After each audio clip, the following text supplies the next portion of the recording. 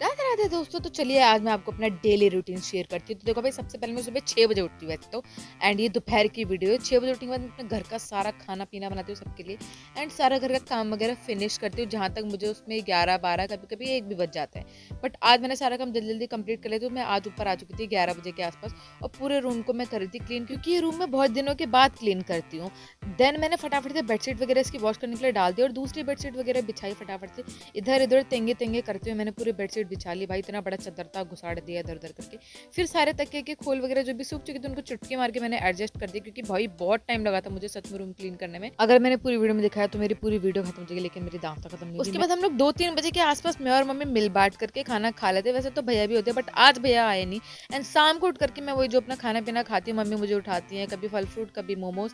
And then फिर खाने बनाने की तैयारी करती हूँ। साग वगैरह मैंने कहा चलो मिक्सी में पीस देती हूँ। ले भाई, कांड मैं ना करूँ, ऐसे कैसे हो सकता है। फिर मैंने उसको पीस पास करके, फिर मैं कंफ्यूज की उसका ढक्कन कौन सा ढूंढ ढांड करके मैंने जार में उसको पीस पास करके उसकी चटनी बना दी थी, ताकि मैं कल के लिए सारा काम कर सकूँ। हम पहले से सब कुछ रेडी करके रखते हैं कल के लिए। अब ये देखो घर में रायता फैला था, क्योंकि आज शाम को शो करके लेट उठी थी दोस्तों। फिर मेरे को जेलस हो रही थी, तो मैंने स्टडी को दूर करके वहाँ पे फोन रखा और फटाफट टीवी देखते देखते अपना सारा काम खत्म कर लिया। मतलब वहाँ पे मिक्सी मशीन को हम लोग बहुत अच्छे से पोंछ पाछ के क्लीन करके रख देते हैं एडजस्ट करके।